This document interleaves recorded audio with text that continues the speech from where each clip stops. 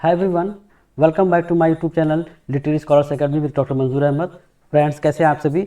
I hope कि आप सब अच्छे होंगे, खुश होंगे और बड़े अच्छे से अपने एग्ज़ाम की तैयारी कर रहे होंगे। दोस्तों, आज मैं फिर आपके सामने हाजिर हूँ अपने एक नई वीडियो के साथ, जो कि वोकैबुलरी में रूट वर्ड का वीडियो है। और ये पूरी सीरीज चलेगी, ये नॉर्मन लेविस की बुक से इसको लिया गया है। और आप देखेंगे कि रूट वर्ड आपके लिए कितना इंपॉर्टेंट होता है, चाहे हमारे साथी TGT, PGT, DSSS, NVS, KVS या फिर एसएससी, सीजीएल किसी भी एग्ज़ाम की तैयारी कर रहे हों, वो चाहे वो टीचिंग एग्ज़ाम की तैयारी कर रहे हो या नॉन टीचिंग एग्ज़ाम की तैयारी कर रहे हों, सभी एग्ज़ाम में रूट वर्ड यानी कि वोकैबुलरी बहुत ही आता है और रूट वर्ड से उसको पहचाना जाता है। किसी भी शब्द को आपको पहचानने के लिए आपको रूट वर्ड को समझना बहुत ज़रूरी होता है। और जैसा कि आप सबको पता है कि लैंग्वेज जो होती है, किसी भी लैंग्वेज के लिए वोकैबुलरी बहुत इंपॉर्टेंट होती है। आप चाहे भाषा को बोल रहे हैं, किसी भी भाषा को बोल रहे हैं, भाषा को पढ़ रहे हैं, आप उसे सीख रहे हैं, तो शब्द इतना इंपॉर्टेंट है कि अगर आपके शब्द पर कमांड नहीं है तो ना तो आप सही से बातचीत कर सकते हैं, और अगर आप एग्ज़ाम दे रहे हैं तो एग्ज़ाम में भी आपको काफ़ी कठिनाई का सामना करना पड़ता है। रूट वर्ड सीखने से आपका फ़ायदा ये होता है कि आप किसी भी वर्ड को जिसे आप पढ़े भी नहीं होते हैं, आप एग्ज़ाम में अगर आप बैठते हैं तो चूँकि अगर आपको रूट वर्ड पता है कि इसकी ओरिजिन कहाँ से है, तो आप उसके ज़रिए क्या करते हैं, उस पर्टिकुलर वर्ड को समझ सकते हैं, उसको आप पकड़ सकते हैं कि ये कहना क्या चाह रहा है, इसकी वर्ड मीनिंग क्या होगी। तो इसलिए आज ये वीडियो बहुत इंपॉर्टेंट है। और वीडियो को शुरू करने से पहले थोड़ा सा इन्फॉर्मेशन देना चाहते हैं कि लिटरेरी स्कॉलर्स एकेडमी यानी कि जो मेरा यूट्यूब चैनल है, या आप लोगों के लिए टीचिंग एग्ज़ाम्स के लिए, चाहे वो TGT, PGT, SSC and KVS, NVS, DSSS के अलावा जो एनटीए नेट के जो स्टूडेंट्स हैं, उनके लिए भी हम रेगुलर वीडियो क्लासेस देते रहते हैं। तो अगर आप हमारे चैनल पर नए हैं, सबसे पहला काम करें, चैनल को सब्सक्राइब करें, बेल आइकन को प्रेस करें। वीडियो अगर आपको अच्छा लगे फ्रेंड्स तो इसको लाइक करें, शेयर करें दूसरे दोस्तों में, और प्यारा सा कमेंट ज़रूर दें। और अगर आप मेरे पेड बैच को ज्वाइन करना चाहते हैं तो दिए गए नंबर पर 8115590317 पर आप मुझे कॉल या मैसेज कर सकते हैं। कॉल करने का टाइम जो होगा आपका 5 to 6 PM होगा। तो without any delay let's begin, शुरू करते हैं। देखिए, रूट वर्ड आपकी स्क्रीन पर पहले दिख रहा होगा इस तरह का कुछ। यहाँ पर एक जो है वृक्ष लगा हुआ है, पेड़ है ना। और यहाँ पे क्या है, देखिए आप, पेड़ पे फल लगे हुए हैं ना, फल से लदा हुआ एक पेड़ है। तो आप देखते हैं कि ये जो है इसका यहाँ पर ये रूट है, ठीक है ना। इसी तरह से आप देखते हैं रूट वर्ड यानी ये पेड़ जो है किस पर डिपेंड कर रहा है, यानी किस पर डिपेंड है, किस पर ये निर्भर है, किस पर टिका हुआ है, इसकी जड़ पर, यानी इसकी जो रूट पर। ये रूट कितना इंपॉर्टेंट है, अगर रूट अगर यहाँ से काट दिया पेड़ पूरा गिर जाएगा। यानी कि रूट जो है कितना इंपॉर्टेंट है किसी पेड़ को बनाए रखने के लिए, किसी पेड़ को मजबूती देने के लिए। इसी तरह से किसी भी वर्ड को, जब आप किसी भी शब्द को पढ़ते हैं, हम यहाँ इंग्लिश लैंग्वेज की बात कर रहे हैं, इंग्लिश भाषा की बात कर रहे हैं। इंग्लिश वर्ड में चूँकि ये इस इंग्लिश सब्जेक्ट में, इंग्लिश लैंग्वेज में बहुत सारी लैंग्वेज का जो है असेसमेंट हुआ है, ठीक है।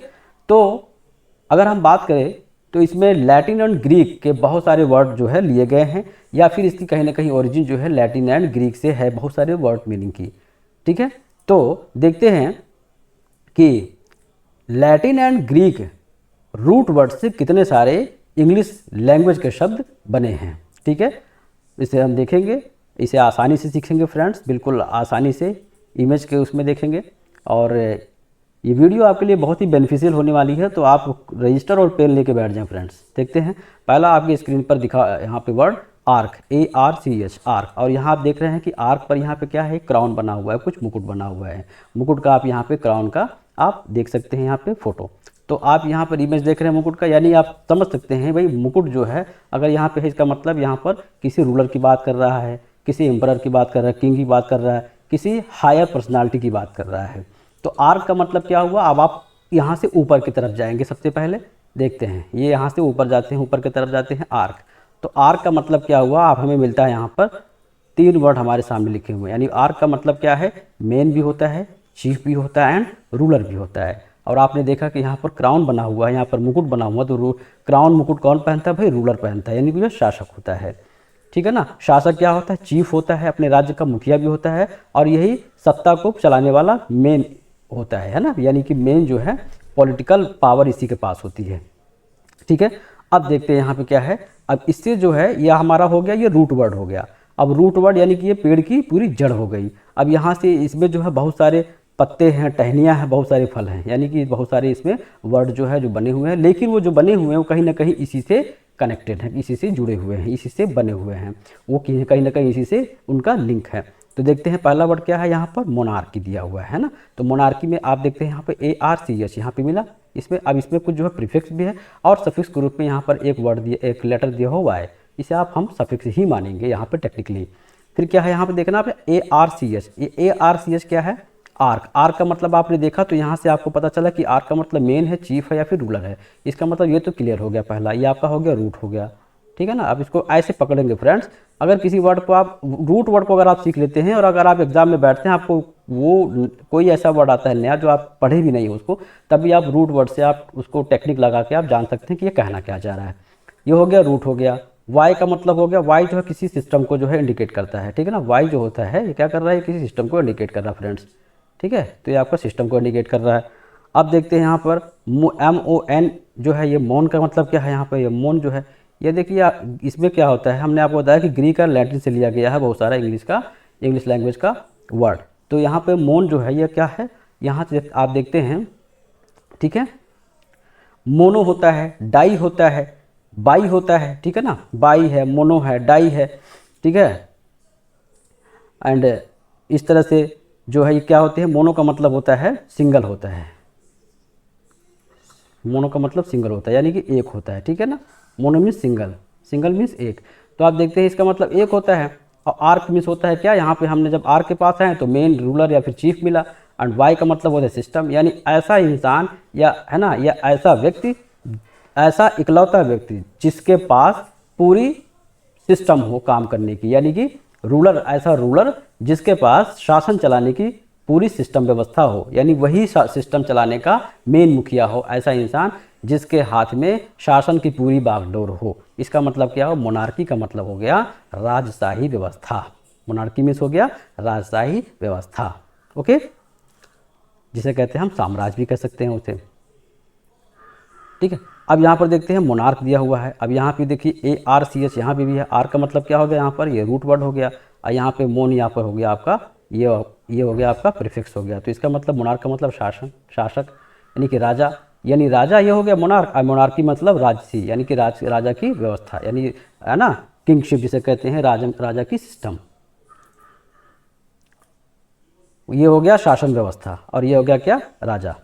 इस तरह से हायरार्की दिया हुआ है। हायरार्की का मतलब क्या है भाई, अब यहाँ पे भी दे यहाँ पे हायरार्की जो है, यहाँ पे आर्क दिया हुआ है, वाई यहाँ पे हो गया और यहाँ पे हायर हुआ है। तो यहाँ पे हायर का मतलब होता है सर्वोच्च, यानी कि जो है जो नीचे से ऊपर की तरफ जाए, यानी कि जो सर्वोच्च शिखर पर जाए, सर्वोच्च सत्ता पर जाए, ठीक है, ऊंची पद पर जो बैठे, नीचे से ऊंचाई की तरफ जो जाए, उसे कहते हैं, वहाँ पे इसे कहते हैं हायरार्की, यानी जूनियर टू सीनियर, जूनियर से सीनियर की तरफ जो जाता है, उसके लिए हम यहाँ पे हायरार्की का वर्ड का यूज करते हैं। इस तरह से देखते हैं नया हमारा वर्ड है मैट्रियार्क है, ठीक है। मैट्रियार्क क्या है, अब यहाँ पे MAT लगा हुआ है आर्क में, ठीक है ना। आर्क का मतलब क्या हो गया, वही आपका रूलर, चीफ या फिर मेन। एंड मैट्री का मतलब क्या है, तो देखते हैं यहाँ पर मैट्री, पैट्री जैसे संस्कृत में होता है मातृ, पितृ, इसी तरह से यहाँ पर हम देखते हैं, इसमें लैटिन में देखते हैं, यहाँ पर मैट का मतलब होता है माँ, ठीक है ना। एंड पैट मीन्स क्या होता है आपका पिता, ठीक है ना। ये दो हो गए। आर्क मीन्स होता है क्या आपका, जो है आर्क मीन्स होता है ये आपका रूलर या फिर चीफ या फिर मेन। एंड यहाँ भी आर्क वही है। तो यानी ऐसे मैट्रियार्क का मतलब हो गया मातृ सत्तात्मक व्यवस्था, यानी ऐसी व्यवस्था, यानी ऐसा सिस्टम जहाँ पर किसकी सत्ता चलती हो, माँ का, यानी कि फीमेल डोमिनेंस की बात कर रहा है यहाँ पे, फीमेल डोमिनेंस की बात कर रहा है। और यहाँ पे पैट्रियार्क हो गया तो यहाँ पे मेल डोमिनेंस की बात कर रहा है, पितृसत्तात्मक, मेल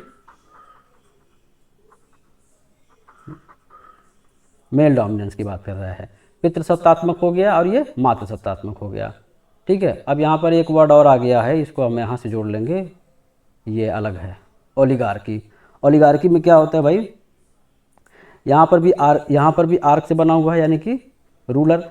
ओलिक का मतलब हो गया है ना फ्यू, यहाँ इसका मतलब हो गया क्या, फ्यू, यानी ऐसी यहाँ पर ये वाई का मतलब हो गया क्या आपका सिस्टम, यानी ऐसी सिस्टम जिसमें क्या हो, कुछ लोगों का हो, यानी कि कुछ लोगों का शासन व्यवस्था, यानी कि कुलीन तंत्र जिसे कहते हैं, कुलीन शासन कहते हैं, ठीक है ना। कुछ लोगों की रूल बाई फ्यू पीपल, कुछ लोगों के द्वारा जो है, एक मुट्ठी भर चंद लोगों के द्वारा जो शासन व्यवस्था चलाई जाती है उसे हम ओलिगार्की कहते हैं। इस तरह से है आर्किटेक्ट। अब आप नया वर्ड देखते हैं आर्किटेक्ट, है ना। अब यहाँ पर आर्क हो गया। अब देखिए यहाँ पर आर्क जो है पहले वहाँ रूट वर्ड में था, वहाँ बीच में था, और यहाँ पर क्या आ गया, पहले आ गया आर्क।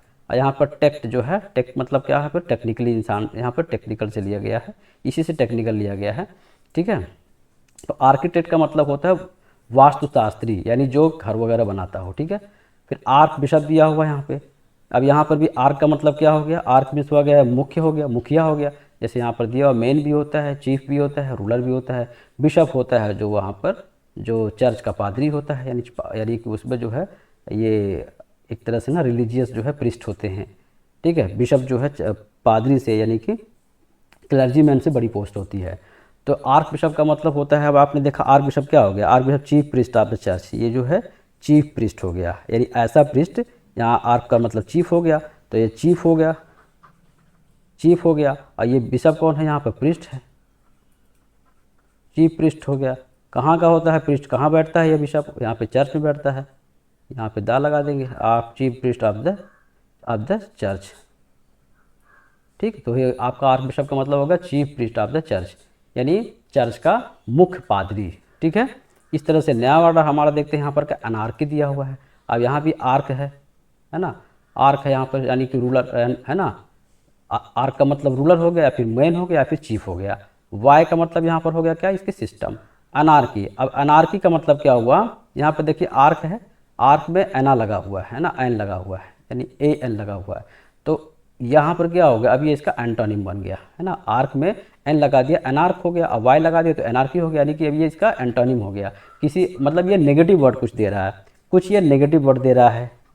कैसा नेगेटिव वर्ड दे रहा है, आर्की से एक तरह से मानिए, आर्की का मतलब क्या हो गया, सुशासन कह सकते हैं, ठीक है ना, एक अच्छी शासन व्यवस्था। और जहाँ पर एन लग गया, वहाँ पर जहाँ पर शासन व्यवस्था अच्छी ना हो, यानी जहाँ पर राज्य का कोई रूलर का कोई राज्य का कोई अस्तित्व ना हो, ठीक है। आर्क का मतलब क्या हुआ, रूलिंग सिस्टम, यानी कि रूलर, ठीक है ना, शासन।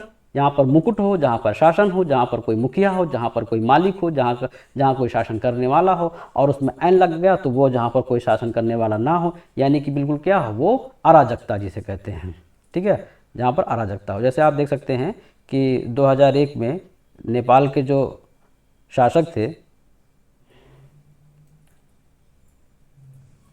वीरेंद्र विक्रम शाहदेव, अराजकता। नेपाल के जो शासक थे वीरेंद्र विक्रम शाहदेव जी, उनकी हत्या जब हो गई थी तो उनके भाई जो है उसमें पारस शाह जो है शामिल हुए थे। और उसके बाद जो है उस देश में क्या हो गया था, गृह युद्ध हो गया था। गृह युद्ध हुआ, पूरी अनार्की सिस्टम वहाँ पर हो गई, अराजकता का माहौल हो गया, लूटपाट और रक्तपात शुरू हो गया, गृह युद्ध चला। और काफ़ी समय के बाद, काफ़ी साल के बाद पुष्प कमल दहल प्रचंड का वहाँ पे शासन आया और वो प्रधानमंत्री बने। इस तरह से बहुत से कंट्री में ऐसा हुआ, जैसे कि ईरान में, वहाँ पे इराक में हुआ। एंड आप देख के सद्दाम हुसैन की जो है कत्ल के बाद, फिर उसके बाद आप देखते हैं कि इसमें अफ़गानिस्तान में भी इस तरह से हुआ। अफ़गानिस्तान का शासक, वहाँ का जो वो था रूलर, वहाँ पर भाग गया और फिर तालिबान का शासन आ गया, ठीक है। तो इस तरह से आपने देखा, जब बीच में जब शासन करने वाला मुखिया जब नहीं होता है तो समाज में या देश में कैसा होता है, वहाँ पर अराजकता का माहौल होता है। तो अब यहाँ पर एक एक वर्ड को हम देखते हैं क्या है इसका मीनिंग। मोनार्क, मोनार्क का मतलब क्या होता है, राजा या फिर राज्य, मैंने आपको दोनों बताया, मोनार्क, है ना। और जब वो उसमें वाई लग गया इसमें मोनार्की, तो यहाँ फिर साम्राज्य हो गया। ओके, अब ये आर्क से आप समझ सकते हैं, आर्क लगा करके, ठीक है। ये इसका सिस्टम हो गया। मोनार्क मीन्स राजा होता है, राज्य होता है, या फिर king queen rule by a king और क्वीन। मोनार्की क्या हो गया, साम्राज्य हो गया। हायरार्की का मतलब क्या हुआ, यहाँ पे पदक्रम। यहाँ पदक्रम का मतलब आप जूनियर टू सीनियर, यानी, है ना, और जूनियर टू सीनियर, यानी जूनियर से सीनियर की तरफ होना, नीचे से ऊपर की तरफ जाना, वो हायरार्की हो गई, ठीक है। मैट्रियार्क का मतलब कुल माता जिसे कहते हैं, यानी ऐसी शासन व्यवस्था जिसमें माता का शासन, यानी किसी महिला का शासन हो। तो महिला का मतलब उससे क्या होता है, महिला को वहाँ पे मेन माना जाता है, मुखिया माना जाता है, ठीक है, यानी कि माता, माता कह के, जैसे आप देखते हैं बाहुबली में क्या बोलते हैं उसको, है ना, माता ही बोलते हैं जो वहाँ पे शासन करती हैं। तो कुल माता या फिर महामाता कहते हैं। मदर यानी कि यहाँ पर ये क्या है, ये आपका नाउन है। मोनार्क भी आपका नाउन है, ठीक है। फिर आप देखते हैं मैट्रियार्क देखते हैं। मैट्रियार्क में क्या है भाई, यहाँ देखते हैं ये भी नाउन ही है आपका, एंड नाउन है एंड ये फीमेल डोमिनेंस होती है। पैट्रियार्क मतलब क्या होता है, पुरुष प्रधान। ऐसी शासन व्यवस्था जहाँ पर पुरुष प्रधान या जिन्हें कुल, जैसे कुल का मतलब परिवार होता है ना। पति का मतलब यहाँ पर मुखिया होता है, यानी कुल का मुखिया। कुल का मुखिया जिसे कुलपति कहते हैं, या ये भी नाउन है। और ये क्या होता है, इसमें मेल डोमिनेंट सोसाइटी होता है। वैदिक आप जो है वैदिक एंड है ना, ये आप मैट्रियार्क एंड पैट्रियार्क सिस्टम आप देखेंगे वैदिक एरा में। वैदिक एरा में है ना, वैदिक काल, पूर्व वैदिक काल, उत्तर वैदिक काल में आप देखेंगे, हमारे भारत में भी था इससे। तो फिर देखते हैं ओलिगार्की का मतलब क्या होता है। ओलिग, ओलिग से बना हुआ है। यहाँ पे आर्क हो गया आपका रूट वर्ड, एंड ओलिग इसमें बताया गया है ना, कुछ लोगों का। फ्यू, ओलिग का मतलब फ्यू। यहाँ पे आर्क मीन्स क्या हो गया, शासन, यानी ऐसा शासन जिसमें क्या हो, कुछ लोगों का हो, तो रूल बाई फ्यू पीपल, यानी कि कुलीन तंत्र जिसे कहते हैं, मुट्ठी भर लोगों का शासन। ओलिग का मतलब स्मॉल होता है, आर्की मीन्स आपने देखा ही है, ये आर्क से बना हुआ है आर्की, तो ओ इसे कहते हैं हम ओलिगार्की कहते हैं, कुलीन तंत्र जिसे कहते हैं, ठीक है। या आपने देखा। नेक्स्ट वर्ड देखते हैं फ्रेंड्स, आर्किटेक्ट की बात करते हैं। अब यहाँ फिर आपको समझा रहे हैं आर्किटेक्ट क्या है। यहाँ आप समझ सकते हैं आर्क क्या हो गया। आर्क मतलब क्या हो गया, मुख्य हो गया, चीफ हो गया। और टेक्ट का मतलब क्या हो, बिल्डर हो गया, यानी ऐसा बनाने वाला जो कहो ना, मुख्य, यानी मुख्य, इसे कहते हैं वास्तुकार कहते हैं, ठीक है। आर्किटेक्ट कहते हैं उसे। एनार्की, यहाँ पर आप देख सकते हैं एनार्की मीन्स अराजकता होता है, ये भी नाउन है आपका। आर्किटेक्ट भी आपका ये नाउन ही है, ठीक है, ये नाउन है फ्रेंड्स, नाउन ही है, ठीक।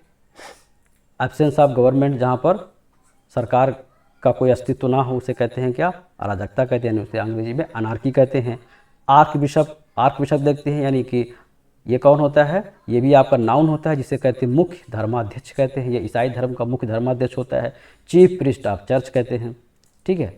राइवल्स, अब यहाँ पे आर्क राइवल बात की गई है। आर्क, ये आर्क का मतलब मुख्य होता है, राइवल्स मीन्स होता है क्या, विरोधी। तो इस तरह से आप देखते हैं कि कट्टर प्रतिद्वंदी जिसे कहते हैं, यानी आर्क राइवल, मेन अपोनेंट की बात करते हैं फ्रेंड्स इसे, ठीक है। इसमें जो है, इसमें एक वर्ड आप जोड़ सकते हैं यहाँ पे, आर्क राइवल। यहाँ पे एक वर्ड आप जोड़ सकते हैं, आर्क राइवल।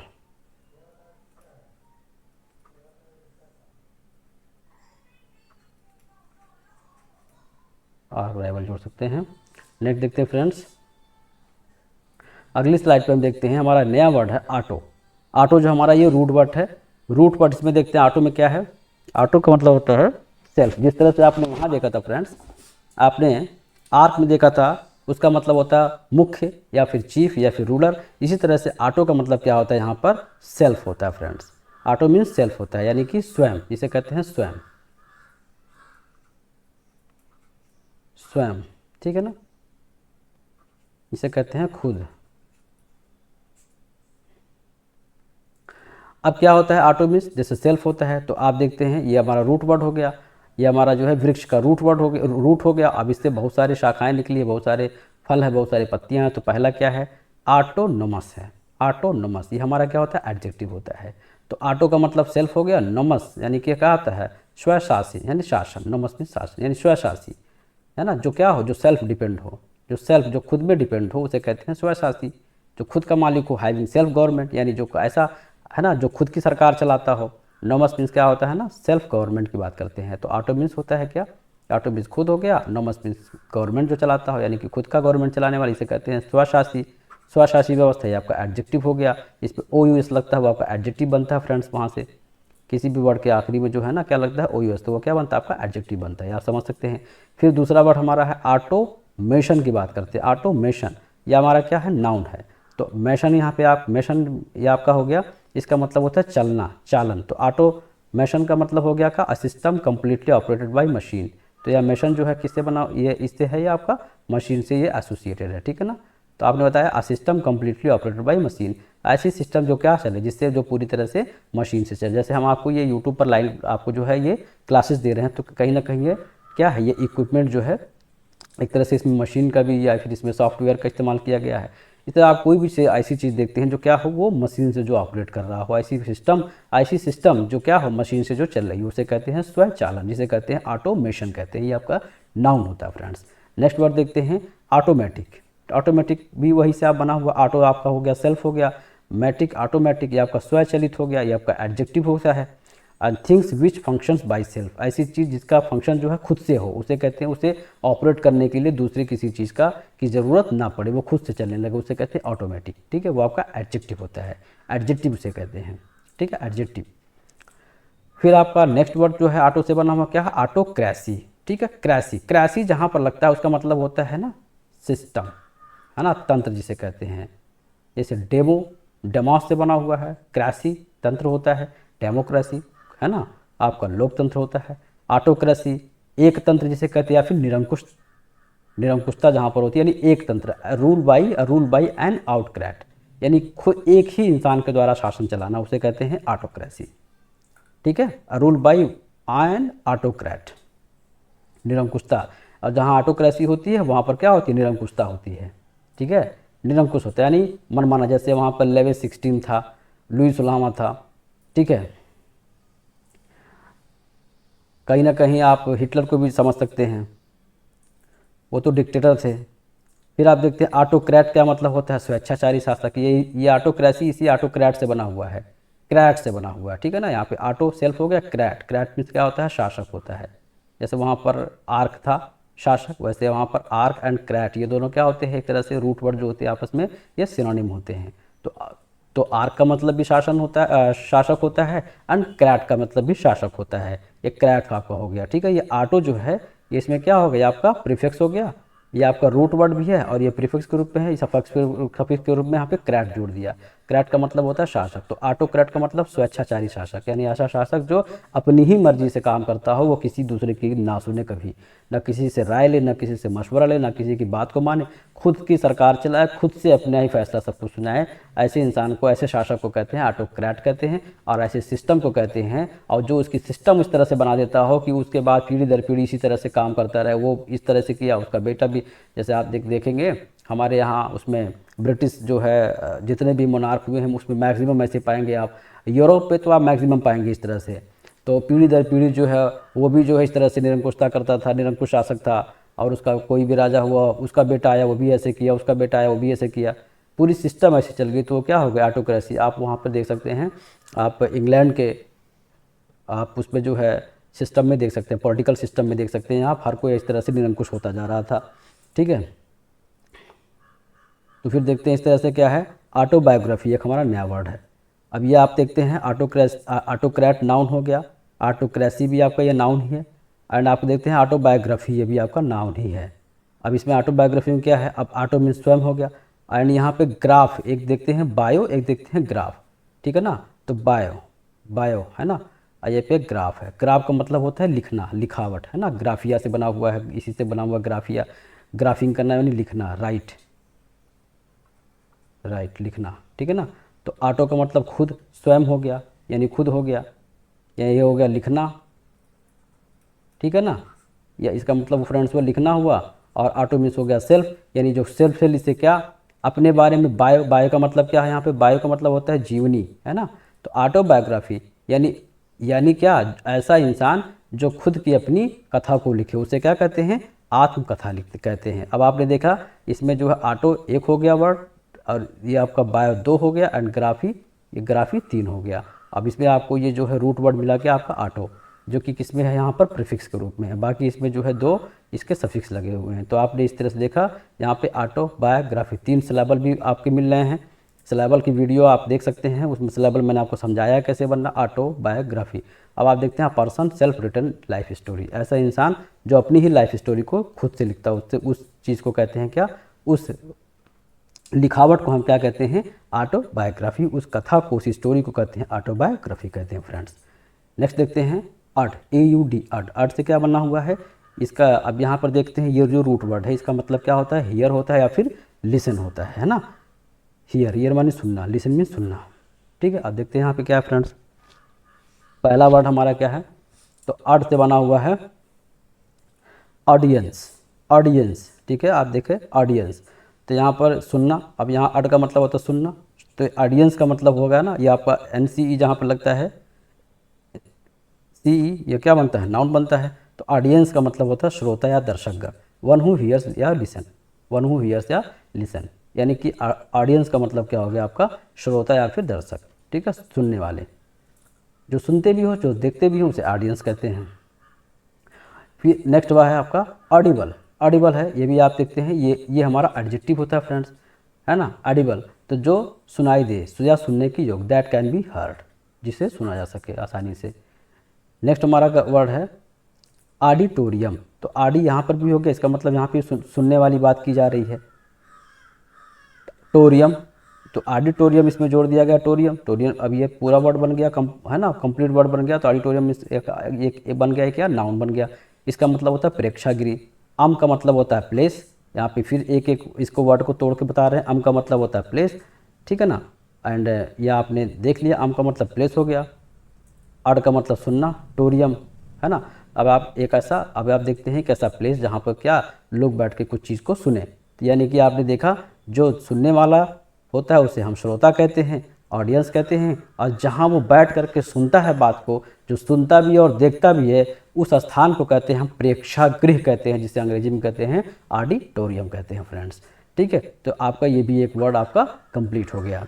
नेक्स्ट देखते हैं इनऑडिबल। इनऑडिबल, जैसे यहाँ पर ऑडिबल दिया हुआ था, अब यहाँ ऑडिबल में आपने क्या लगा दिया, इन लगा दिया, यहाँ पे प्रेफिक्स लगा दिया इन, तो इनऑडिबल हो गया। तो यानी इसका ये भी एडजेक्टिव था, ये भी एडजेक्टिव है, ये इसका क्या हो गया, ये आपका एंटोनिम हो गया। यहाँ पे इसका मतलब था ऑडिबल मीन्स जो सुनाई दे, दैट कैन बी हर्ड, और इसका मतलब ये नेगेटिव हो जाएगा, that can not be heard, यानी जो सुनाई ना दे। इसका मतलब होता है श्रव्य, यानी जो सुनाई दे, ठीक है, और ये जो ना सुनाई दे।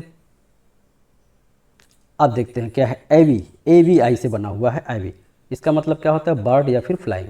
AVI बर्ड या फ्लाइंग, ये इससे एसोसिएटेड है फ्रेंड्स, ठीक है। ऐसे आप रूट वर्ड सीख जाएंगे तो आप सब कुछ समझ जाएंगे क्या कैसे है, ठीक है, आपको रटने की ज़रूरत नहीं पड़ेगी।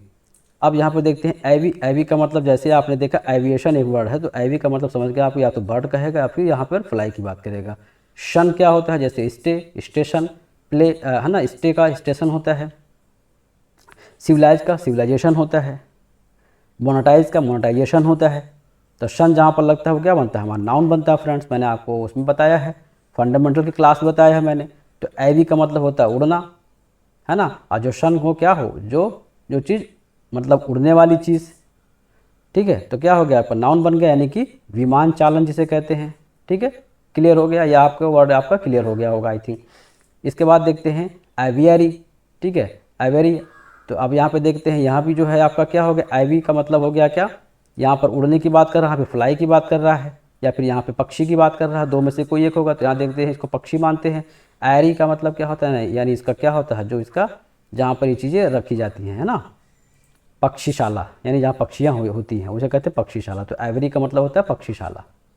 एविकल्चर, कल्चर आप समझते हैं क्या होता है ना, कल्चर जो है, कल्चर का मतलब एक तरह से पालन भी होता है, और एवी का मतलब होता है पक्षी, यानी कि क्या हो गया, जो पक्षी पालन हो उसे कहते हैं एविकल्चर कहते हैं। नेक्स्ट है आपका एवियन। तो एवी का मतलब वही हो गया आपका पक्षी हो गया, या फिर जो है फ्लाई का मतलब यहाँ पे उड़ना वाला, यहाँ पे वर्ड जोड़ सकते हैं। अब इसके आगे देखते हैं क्या है, इसमें अन लगा हुआ है, तो ये आपका क्या बन गया, एडजेक्टिव बन गया। अन लगने से क्या हो गया, पक्षी हो गया, या फिर खकीय जिसे कहते हैं, ये आपका एडजेक्टिव हो गया।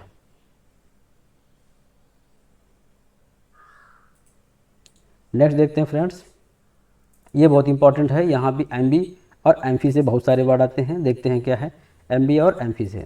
अब एमबी का मतलब क्या होता है और एमफी का मतलब क्या होता है। एमबी मीन्स यहाँ पे इसका मतलब बोथ भी होता है, इसका मतलब बोथ होता है।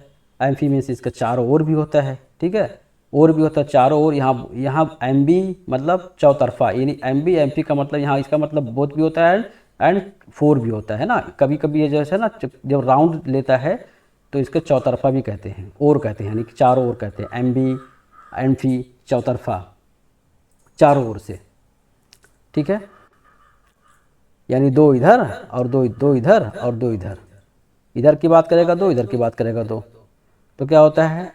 अब यहाँ पे देखते हैं दोहरा भी इसका मतलब होता है, इसका मतलब दोहरा होता है, इसका मतलब है ना राउंड में लेके होता है, यानी कि चौतरफा होता है। देखते हैं क्या है एम्बीवैलेंस। तो एम्बीवैलेंस क्या है, अब एम्बी का मतलब यहाँ पे हमने बताया, देखा दोहरा देखा। वैलेंस क्या हो गया आपका, तो वैलेंस एम्बी वैलेंस, ठीक है, यानी कि अब यहाँ पे बैलेंस का मतलब क्या होगा, यहाँ पे आइडिया की बात कर रहा है ना।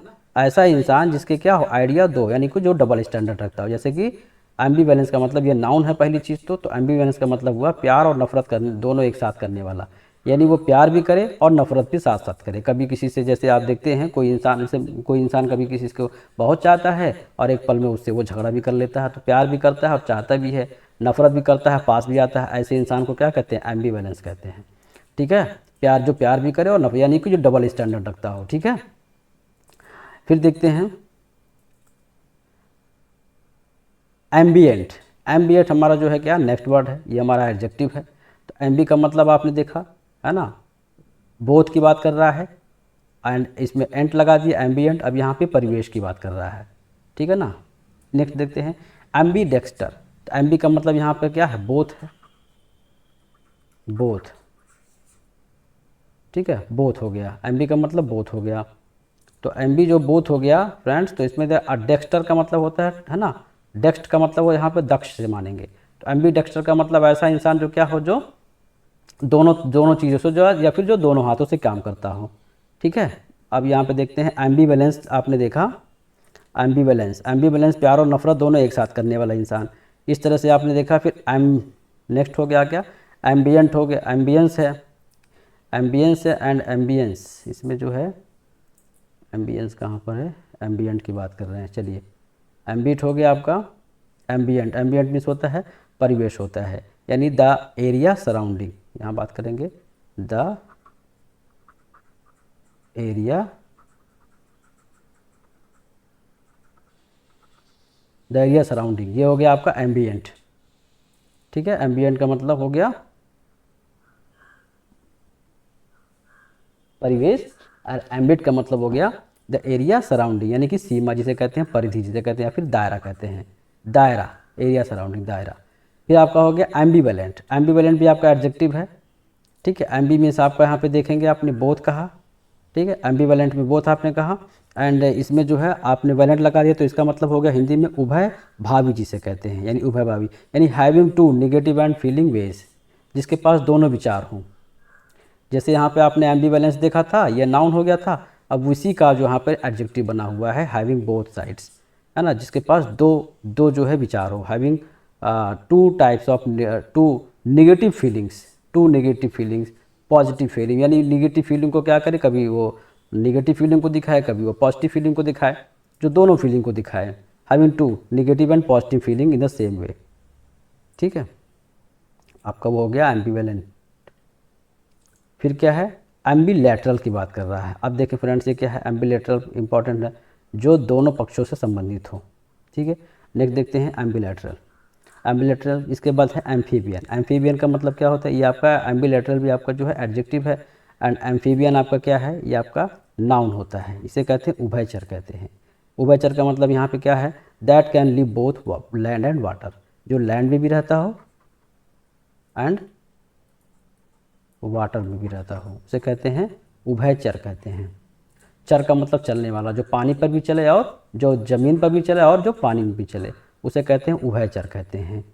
ओके फ्रेंड्स, अब देखते हैं नेक्स्ट हमारा जो है क्या है, एम्बी पैरस, बहुत इंपॉर्टेंट है एम्बी पैरस। अब यहाँ देखिए पैर, यहाँ पर एम्बी है, पैरस है। एम्बी का मतलब बोथ होता है फ्रेंड्स, एंड पैर से बना हुआ है। पैर का मतलब होता है जो जन्म देता हो, है ना, यानी जो जन्म देने वाला, यानी फिर जन्म देना भी, जन्म देने वाला, जनरेटर, एम्बी पैरस से बना हुआ है। ठीक है, तो आप देखते हैं क्या, इसी से पेरेंट्स बना हुआ है, पैर से इसी से पेरेंट्स बना हुआ है फ्रेंड्स। एक आप ये भी जान लीजिए, पेरेंट्स जो है इसी से बना हुआ है।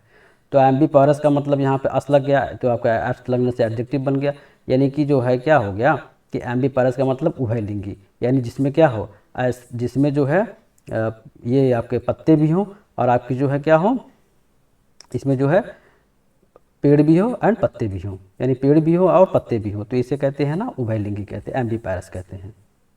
ठीक है, आई थिंक कि हाँ, तो आपने देखा फ्रेंड्स, इस तरह से ये सारे वर्ड्स हो गए। अभी इसमें एक चीज़ और हम इसमें शामिल करते हैं, एम्बी वर्ड। यहाँ पर एम्बी वर्ड लेते हैं फ्रेंड्स, इसमें नहीं था एम्बी वर्ड। देखिए ये जो है एम्बीवर्ट, ये भी एक बहुत इंपॉर्टेंट वर्ड है। वर्ड का मतलब होता है ना, यहाँ से वर्डों से बना हुआ है। वर्ड का मतलब होता है ना मुड़ना, या आपका वर्ड मतलब होता है मुड़ना, ठीक है। जैसे आप देखते हैं कि इंट्रो होता है, इंट्रोवर्ट, एक्सट्रोवर्ट। इंट्रोवर्ट जो अंतर्मुखी होता है, एक्सट्रोवर्ट जो बाहमुखी होता है, और जो एम्बीवर्ट होता है उसका क्या मतलब होता है। तो मुखी का मतलब यहाँ पर देखेंगे, एम्बी यहाँ पर वर्ड का मतलब मुड़ना, यानी कि जिसके अंदर जो अपने आप में जो अपने आइडियाज़ जो है या अपनी जो फीलिंग्स होती है, जैसे कि किसी के प्रति ले करके किसी को, जैसे बहुत से लोग होते हैं ना अंतर्मुखी होते हैं, कुछ लोग बाहमुखी होते हैं, यानी कि जो अंतर्मुखी मतलब बिल्कुल एकांत रहता है, वो शांत रहता है, किसी से बातचीत नहीं करता, किसी से घुलता मिलता नहीं है। और जो एक्सट्रोवर्ट होता है वो बहुत हंसमुख होता है, आसानी से हर दूसरे से घुल मिल जाता है। तो एक होता है आपने देखा इंट्रोवर्ट, एंड दूसरा होता है एक्सट्रोवर्ट। अब इन दोनों की जो क्वालिटी किसी एक में होती है, यानी वो इंट्रोवर्ट भी होता है और वो एक्सट्रोवर्ट भी होता है, उसे हम कहते हैं एम्बीवर्ट, यानी having both qualities, having two qualities, introvert and extrovert. जिसके अंदर इंट्रोवर्ट और एक्सट्रोवर्ट दोनों की क्वालिटी होती है, यानी इंट्रो एक्सट्रो, एक तरफ देखते हैं एक्सट्रोवर्ट भी होता है और इंट्रो होता है, इसे कहते हैं क्या, एम्बी कहते हैं, एम्बीवर्ट। अब वर्ड का मतलब मुड़ना, यानी जो है जिसके विचार क्या हो उस तरफ जाएं, बाह्यमुखी की तरफ भी जाए और अंतर्मुखी की तरफ जाए, उसे हम कहते हैं एम्बीवर्ट कहते हैं। तो आपने देखा इस तरह से ये हमारे कुछ इंपॉर्टेंट जो है वर्ड्स हो गए। और नेक्स्ट आते हैं, नेक्स्ट स्लाइड पे देखते हैं क्या फ्रेंड्स। आप देखें भाई, जो भी हमारे साथी हतोत्साहित हैं वो हतोत्साहित प्लीज़ ना हो। आप लोग तैयारी करते रहें, पढ़ते रहें, एग्ज़ाम आपका बहुत जल्द होगा। शुरुआत दोबारा से शुरुआत आप कर रहे हैं, आप ये इसका मतलब ये नहीं है कि आप हार चुके हैं या आप हारे हुए हैं। करने से ना डरें, इस बार आप शून्य से नहीं शुरुआत कर रहे हैं बल्कि आप अनुभव से शुरुआत कर रहे हैं। तो आपको एक वॉरियर की तरह, एक योद्धा की तरह होना चाहिए। वो योद्धा जो बहुत बहादुर होता है, वो योद्धा जो कभी मैदान जंग में हारता नहीं, इस तरह से आपको होना चाहिए। अब देखते हैं नेक्स्ट स्लाइड पे, यहाँ पर देखते हैं एमपी थिएटर की बात कर रहे हैं। एमपी थिएटर का क्या है भाई, यह आपने देखा होगा, इसे रंगभूमि कहते हैं, एमपी थिएटर। ये मैंने आपको अपने लाइव क्लास में पढ़ाया था, जो हमारे पेड बच्चे हैं। एमपी थिएटर क्या होता है, पूरा थिएटर मैंने, एलिजाबेथ थिएटर मैंने पूरा कवर किया हुआ है। अब हमारे जो पेड बच्चे हैं वो बताएंगे कि एमपी थिएटर जो है ये कब आया था एलिजाबेथन एरा में। और इसमें ये जो फ्लैग आप देख रहे हैं, फ्लैग के भी कलर होते थे, एक तो ब्लैक होता था, बाकी कलर आप मुझे लिख के बताएंगे कमेंट में। और ये बताएंगे कि बाकी ये जो फ्लैग होते थे, ये फ्लैग का क्या सिंबल होता था, यानी जब ट्रेजेडी होती थी या कॉमेडी होती थी तो किस टाइप के फ्लैग जो है इस थिएटर पर लगाए थे। ये आप देख सकते हैं, आपका एमपी थिएटर है, एमपी थिएटर है, ये आपका जो है एलिजाबेथन थिएटर में, ठीक है ना, एलिजाबेथन एरा में। तो इसमें होता क्या था, अब आपको बता दूँ, ये ऐसा रंगभूमि होता था, जैसे यहाँ से पूरा ये सराउंड होता था, यहाँ से शुरू होता था ऐसे, ये इसकी पूरी बालकनी होती थी। देखिए एक ये 3 स्टोरी होती थी, 1 2 3, 1 2 3, थोड़ा सा हमारे इंग्लिश लिटरेचर वाले समझ सकते हैं। और यहाँ से पूरा ऐसे राउंड होता था, ये इसे मतलब 3 तरफ से पूरा ऐसे घुमा होता था। और ये जहाँ पर ये जो यहाँ पर लोग खड़े हैं, जहाँ पर ये दर्शक हैं या यहाँ पे आर्टिस्ट भी हैं, तो इधर से एक रास्ता था, यानी एक तरफ से रास्ता था, बाकी ये 3 तरफ से पूरा क्या था, ये पूरा ढका हुआ था, ठीक है ना। तो इसे कहते थे एमपी थिएटर। ये एमपी थिएटर जो क्या था, ठीक है ना, यानी कि ये दोनों तरफ से क्या था, इधर से भी पैक था और इधर से भी पैक था, और ये क्या था, थिएटर था, ठीक है। ये यहाँ पर ये स्टेज है फ्रेंड, यहाँ पे परफॉर्मेंस होता था। और यहाँ पर कर्टन जो होते थे, यहाँ पे असल में ना, यहाँ से देखिए निकल के आते थे लोग, और इसके पीछे जो है यहाँ पे जो आर्टिस्ट होते थे वो अपना कॉस्ट्यूम वगैरह करके आते थे, यहाँ पे परफॉर्म करते थे, ठीक है। ये हमने पूरा पढ़ा रखा है, एमपी थिएटर क्या होता है, कैसे कैसे होता था, सब कुछ मैंने लिटरेचर वाली क्लास में अपने पेड बच्चों को पढ़ा रखा है, उसमें पेड बैच में। फिर देखते हैं एम्बिग्विटी क्या होता है, ग्विटी। ये ग्विटी जो है आपका यहाँ पर सफिक्स हो गया, एमबी आपका यहाँ पे प्रीफिक्स है। तो एमबी का मतलब होता है ना, बोथ होता है, आप समझते हैं, दोहरा। तो एमबी यानी कि जिसकी जो है विचार जैसे क्या हो, जिसके बात जो है क्या हो, अस्पष्ट हो, तो उसे कहते हैं एम्बिग्विटी, यानी संदिग्धता जिसे कहते हैं। फिर क्या है, एमपी थिएटर, यहाँ पर वही चीज़ आ गई, रंगभूमि आ गया। एम्बिगुअस, अस्पष्ट हो गया, यानी एम्बिगुअस का मतलब अस है यहाँ पे, ये आपका एडजेक्टिव बन गया। एम्बिगुअस अस्पष्ट हो गया, एंड ये आपका एम्बिग्विटी क्या हो गया, ये आपका नाउन बन गया, इसका मतलब अस्पष्टता। ठीक है। तो देखेंगे फ्रेंड्स, नेक्स्ट स्लाइड में देखेंगे। और जो भी हमारे साथी, जो भी हमारे भाई बहन हमारे पेड बैच को ज्वाइन करना चाहते हैं टीजीटी पीजीटी के लिए, टीजीटी एंड पीजीटी के लिए हमारे पास पेड बैच की व्यवस्था है फ्रेंड्स। उसमें आपको कंप्लीट यूट्यूब पर क्लासेस होती हैं, रिकॉर्डेड क्लासेस होती हैं, लाइव क्लासेस होती हैं। इसके अलावा प्रैक्टिस होता है, प्रैक्टिस जो है आपका ऑनलाइन टेस्ट होता है, ऑनलाइन टेस्ट है। इसके अलावा आपका ऑफलाइन टेस्ट है फ्रेंड्स, ऑफलाइन ऑनलाइन दोनों फॉर्मेट में है। तो आपको करना क्या होगा, ये जो आपके सामने स्क्रीन पर क्यूआर दिख रहा होगा, इस पर आप एक न्यूनतम शुल्क है, उसमें आपको बहुत सारी चीज़ें मिल रही हैं। और ये जो बिल्कुल आप समझे सब्सक्रिप्शन चार्जेस हैं, इसमें जो आपको इसमें पीडीएफ मिलेंगे, वीडियो क्लासेस मिलेंगे, ऑनलाइन टेस्ट मिलेगा, आपको टॉपिक वाइज सब कुछ मिलेगा, एग्ज़ाम ओरिएंटेड जितना आपका सिलेबस है पूरा सिलेबस कवर किया जाएगा। और उसमें ऑनलाइन टेस्ट के अलावा आपका ऑफलाइन जो होगा वो आपका OMR पर होगा, और आपको पीडीएफ भी मिलेंगे, सब कुछ बहुत सारी फैसिलिटीज़ इसमें हैं। यह हमारे बिहार में जो बच्चे सिलेक्ट हुए थे, आप देख सकते हैं इन्हें। तो इस तरह से अगर आप हमारे पेड बैच को ज्वाइन करना चाहते हैं फ्रेंड्स, तो पेड बैच को ज्वाइन कर सकते हैं दिए गए नंबर पे। यहाँ हमारा व्हाट्सअप नंबर है 8115590317। यहाँ पर आप मुझे कॉल या मैसेज करके या आप मुझे व्हाट्सअप करके आप क्वेरी अपनी कर सकते हैं। आपको मॉक टेस्ट जो ऑफलाइन मिलेंगे उसमें 30 मॉक टेस्ट होंगे फ्रेंड्स। ये हमारा जो है ये पीजीटी का है। टीजीटी का जो फीस है वो 699 है, 699। लेकिन ये जो नवरात्रि का जो अभी 9 दिन का हमारा ऑफ़र चलेगा पूरे कंप्लीट क्लासेस में, अगर आप क्रैश कोर्स लेते हैं तो उस पर 50% का आपका वो रहेगा, डिस्काउंट रहेगा। अगर आप क्रैश कोर्स लेते हैं तो ये जो आपके मॉक टेस्ट जिसमें आपके 3750 क्वेश्चन मिलेंगे और 30 मॉक टेस्ट मिलेंगे, ये उसमें इंक्लूडेड हैं। यानी आप क्रैश कोर्स में लाइव क्लास है, रिकॉर्डेड क्लास है, क्विजेज़ हैं आपके, प्रैक्टिस आपका है, 30 मॉक टेस्ट है, सब कुछ उसमें इंक्लूडेड है। और उसका भी बहुत ही न्यूनतम शुल्क है। अगर आप इसको लेना चाहते हैं तो ये भी आपका जो है पीजीटी की फ़ी ये है, टीजीटी की फ़ी ये है, 699 है। और अगर आप नवरात्रि के 9 दिन के अंदर लेते हैं तो इसमें भी आपको डिस्काउंट मिलेगा 50% का। आप हमारे पेड बैच को ज्वाइन कर सकते हैं। इसमें आपको कंप्लीट आपको होल सिलेबस कवर किया जाएगा फ्रेंड्स, लिटरेचर के, ग्रामर की यूट्यूब पर, और आपका मीट ऐप पर भी क्लास होता है। एग्ज़ाम ओरिएंटेड 125 क्वेश्चन के आपको पूरे सीरीज़ मिलते हैं, पीडीएफ टेस्ट मिलता है आपको, OMR मिलते हैं आपको, डेली आपको लाइव क्लासेस मिलती हैं। डिस्कशन आपका डाउट डिस्कशन सॉल्व किया जाता है, आप उनसे डायरेक्ट इंटरेक्ट कर सकते हैं। टॉपिक बेस्ड आपकी क्विजेस होती हैं, एंड आपके जो है पोल के क्वेश्चन भी मिलते हैं। बहुत सारे आपको इसमें सुविधाएं मिलती हैं। तो जो भी हमारे साथी, हमारे भाई बहन अगर पेड बैच को ज्वाइन करना चाहते हैं और अपनी एक गवर्नमेंट सीट पक्की करना चाहते हैं, तो आप मुझे मेरे दिए गए नंबर पर 811559 पर 8115590317 पर मुझे आप कॉल मैसेज करके आप TGT, PGT, LT, GIC, DSSS कोई भी बैच आप ले सकते हैं। और आपको पूरा कोर्स आपका कवर किया जाएगा फ्रेंड्स, और अच्छे से तैयारी करके आप अपनी एक सीट फिक्स कर सकते हैं। तो मिलते हैं फिर नेक्स्ट क्लास में, तब तक के लिए thank you, thanks for watching my dear. जय हिंद।